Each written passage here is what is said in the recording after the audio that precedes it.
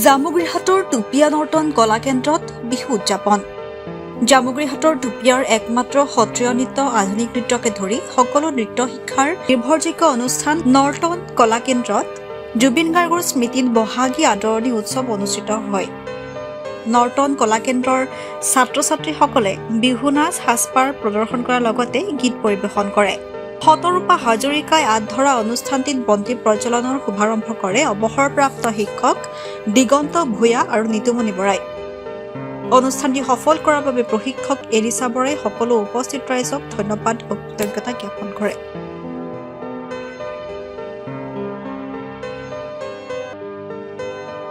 নমস্কাৰ, সকলো অসমবাসী ৰাজ্যলৈ আগন্তুক ৰঙালী বিহুৰ শুভেচ্ছা জ্ঞাপন কৰিলোঁ।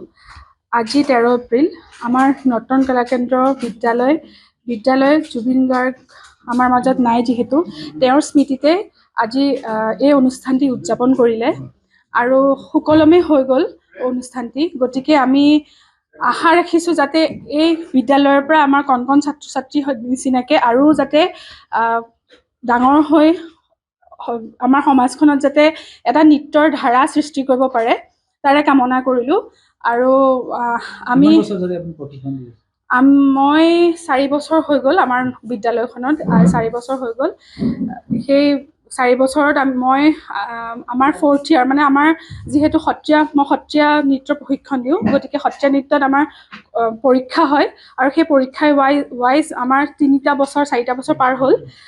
ইয়াত 4th year, 2nd year তেনেকৈ ষ্টুডেণ্ট আপোনাৰ মানে হৈ গ'ল আছে। হয়, এই আগন্তুক বিহু উদযাপন যাতে সকলো অসমবাসী ৰাইজে আচলতে উদযাপন কৰে আৰু আমাৰ জুবিন গাৰ্গ যিহেতু আমাৰ মাজত নাই, আমাৰ মনত সদায় থাকিব আৰু সদায় তেওঁৰ আত্মাই যাতে চিৰশান্তি লাভ কৰক, সেয়াই কামনা কৰিলোঁ।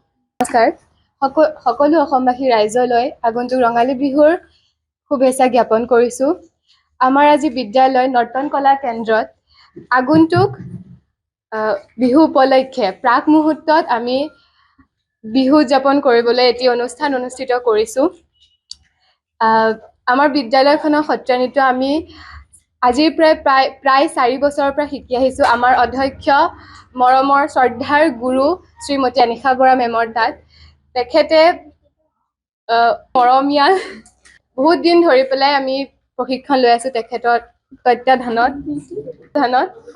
আৰু আগলৈও যাতে এই বিদ্যালয়খনে আৰু সুনাম অৰ্জন কৰে, লগতে আমিও যাতে সমাজখনলৈ আৰু এই বিদ্যালয়খন হৈ যাতে আমি আগন্তুক আৰু উজ্জ্বলাই তুলিব পাৰোঁ অসমবাসী ৰাইজে সকলোৱে জনাকৈ, তাৰে আশা ৰাখিছোঁ মনত।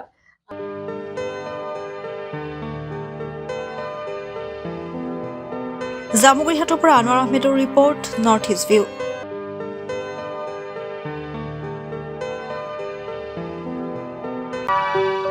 আপুনি বাৰু হাড়ৰ সমস্যাৰ কাৰণে পাটনালৈ যাবলৈ চিন্তা কৰি আছে নেকি? এতিয়া আৰু চিন্তা নাই। আপোনাৰ যিকোনো হাড়ৰ সমস্যা হ'লে এতিয়াৰ পৰা আৰু পাটনালৈ যাব নালাগে, কিয়নো এতিয়াৰ পৰা গুৱাহাটীতে পাব সেই সকলো সা সুবিধা। গুৱাহাটীৰ আমিনগাঁৱত অৱস্থিত Patna orthopaedic and multi speciality হস্পিটেলত কম খৰচতে পাব সেই সকলো উন্নত মানদণ্ডৰ চিকিৎসা সেৱা, য'ত অভিজ্ঞ চিকিৎসকৰ দ্বাৰা সম্পন্ন কৰা হয় বিভিন্ন ধৰণৰ হাড়ৰ অস্ত্ৰোপচাৰ।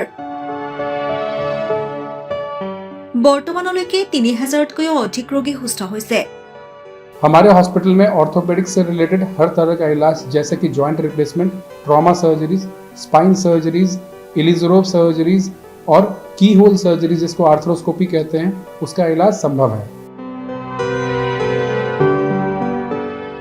উন্নত মানদণ্ডৰ সা সুবিধা থকা হস্পিটেলখনত আছে 3টাকৈ VIP ৰুম,